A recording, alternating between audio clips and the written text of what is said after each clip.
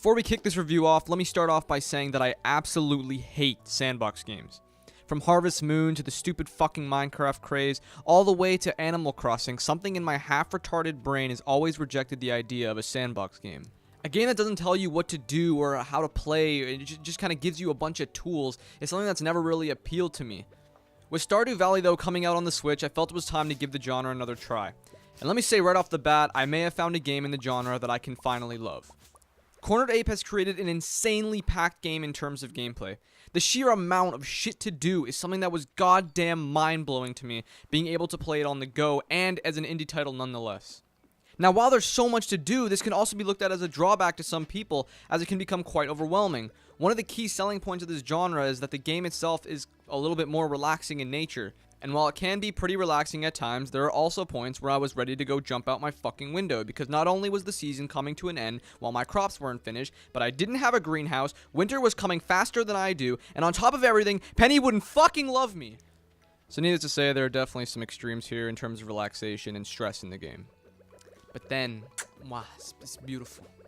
The learning curve comes. There comes a point in the game where you've finally fucked up enough times that you figure it out and you just realize how the game is meant to be played, how to create and manage time better, and all the tricks and info you need to achieve your self-set goals in the game, such as people's schedules or how to make certain crops and what they do, and all sorts of things that are just kind of intricacies that you didn't really know before when you started playing the game.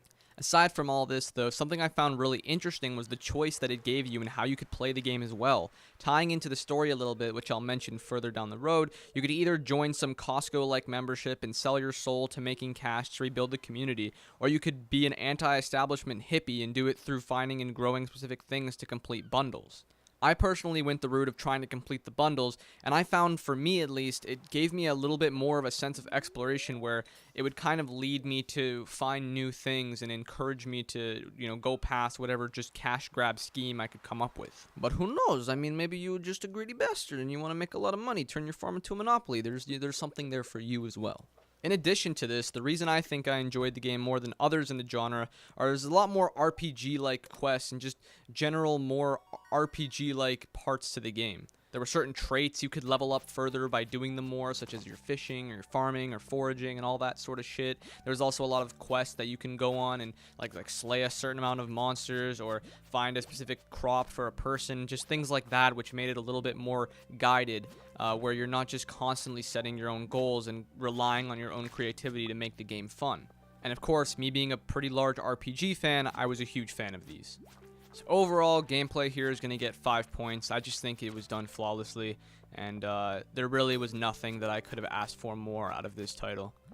Now, that being said, if you were here for a story, prepare to be fucking disappointed. This is the one thing I found the game could have really used effectively here, with some form of plotline that could change depending on choices you make, or who to, decide to marry, or who you befriend, sort of things like that. Now, there is some light backstory here with the characters. If you marry or befriend certain people, you'll find out more about their backstory and more about their past that you may not have known if you weren't nice to them or gifted them with anything. Really, the only plot here, for the most part, is the fact that your whole goal is to kind of repair the community by any means necessary. And it kind of just opens up to you, the player, to make your own story, which, I mean, I personally don't like, but some other people may. And it's kind of hard to judge a game based on its lack of story when it's supposed to be a very relaxing experience, and so the lack of story almost plays towards the strength of the game being a feed-up, relaxing experience, just farming for no reason, other than to put yourself in the world of a farmer, without actually having to pull a single fucking weed or pick up a shovel. And so I think story here kind of deserves 3.5 points, just because there's not really any sort of plot, but it is also excusable because of the fact that it's supposed to be more of a relaxing experience than something you should invest into and really unravel yourself in. Now, in terms of visual and sound, this game had me coming literal fucking buckets over the aesthetics.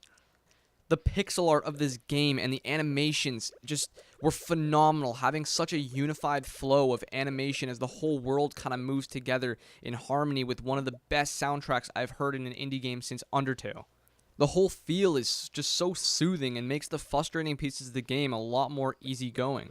One thing I loved about the art style was just the heaviness to it. Everything feels very cluttered and solid, but is kind of used as a strength when looking at bunches of bushes or rocks and logs, or makes a structure look more solidified or open spaces more open.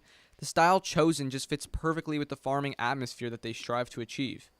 I feel like here it would be stupid to not give it a perfect 5 points in terms of visuals and sound, just with how well everything works together, and it just is a beautiful game all done through pixel art. The game creates a world with so much depth, so much to do, and so much aesthetic beauty that you come out of it realizing you missed your eye doctor appointment. It's now 7 p.m. and you haven't eaten a single thing all day, and you've been screaming at your Switch over some bitch named Penny that won't love you back no matter how many birthdays you try to capitalize on with showering her with fucking gifts. Oh, and you're fucked for winter. Or at least that was my experience. All around, it's a game I think anyone should try, whether you love or hate the genre, because if you let it grow on you, you're in for a relaxing but long experience. The game gets another 4.5 points for value, just being under $20 and having so much content, and so in total it's going to have an 18 out of 20, giving it a 90 from me. Thank you all for watching. Fuck Penny.